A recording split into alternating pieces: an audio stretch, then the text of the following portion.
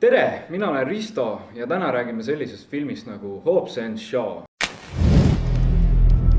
Hobbs and Shaw räägib siis kiirete ja vihaste universumis loo Luke Hobbsist ja Deckard Shaw'st, kes peavad ühendama jõud, et päästa maailm paharäti käest, kes üritab seda mingi viirusega hävitada. Jah, me oleme selliseid lugusid juba korduvalt kuulnud, kas see film teeb midagi, mis annab selle midagi uut ja innovaatilist juurde, kindlasti mitte, aga millegipärast mulle see film läks üpris hästi peale, ütleme nii. Rääkides sellest, mis mulle selle filmi juures siis meeldis, tunnistan üles, mulle haigelt meeldis see ajuvaba action. Ma ei tea isegi miks, seal ei olnud midagi nii uut nende action stseenide puhul, mis mul oleks väga silmi avardanud, et asju saab nii ka teha.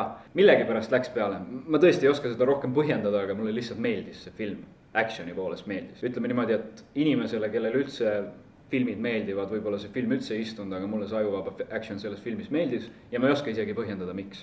Siin ei olnud midagi uut ja innovaatilist, aga see toimis. Ja siin kohal ei saa muidugi rääkimata jätta ka siis Hobbsi ja Shaw keemiast, mis oli ääretult äge, mulle täiega meeldis üks stseen seal filmis, kus nad said just teada, et nad peavad teineteisega koostööd tegema ja siis nad lihtsalt pildusid seal üksteisele erinevaid, kuidas ma ütlen nüüd, halbu sõnu, jah.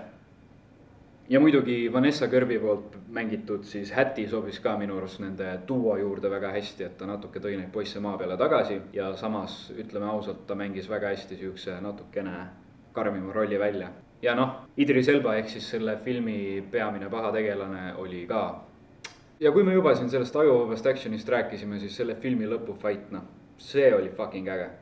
Okei, aga mis mulle selle filmi juures ei meeldinud? Selle filmi CGI nägi kohati väga odav välja. Ütleme nii, et ma ei tea, kas kiirete vihaste filmid pole siis nii palju raha teeninud või lihtsalt nad ei julgenud järjeloo alla nii suurt pappi veel panna, sest mõnes kohas see nägi lihtsalt natukene ebausutav välja. Ja rääkides kaameratööst, siis väga paljud, ma arvan, seda ei märka, aga mõnes kohas oli näiteks dialoogi kohas see inimene, kes parasjagu rääkis ja pidi fookuses olema, oli fookusest väljas. Pole väga suur asi, eks ole, aga see häiris mu silma. Ma teen ise ka siukseid sketšilaadseid videosi ühel teisel kanalil. Vannituba võite vaadata. Ja meil on ka vahepeal fookus paigast, aga sellise suurfilmi puhul tekitas see natuke küsimusi, kas oli aega vähe, see oli viitsimist vähe või ei vaadatud korralikult siis enne montaaži seda footage'it üle ja pärast ei olnud võimalik enam inimesi kokku saada, et uuesti filmida. Mõned siuksed loogika asjad ka seal filmis häirisid, et üks näide lihtsalt on see, et enne kui seda lõpufighti, eks ole, siis Hattie, nad on kuskil karuperses täiesti, kuskil mingil Hawaii saarel, eks ole, eraldi saarel, ma ei tea isegi, mis koht see oli, ma ei mäleta. Ja vennal, Hattie'l, mitte vend, õde, tal oli lihtsalt full make enne Final Battle'it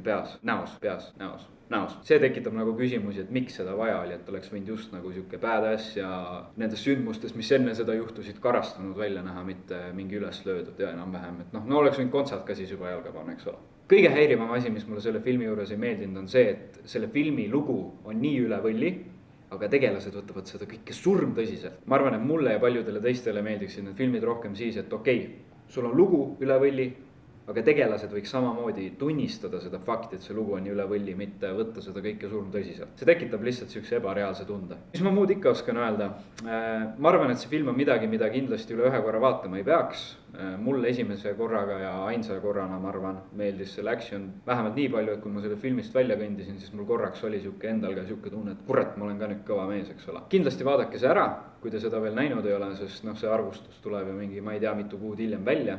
Ma arvan, et seda saab juba kuskilt osta või mingist voogedastusteenusest vaadata. Kindlasti vaadake see film ära, võib-olla te tõesti kõnnite poole filmi pealt ära, vanete selle filmi kodus kinni, nagu mul üks sõber tegi.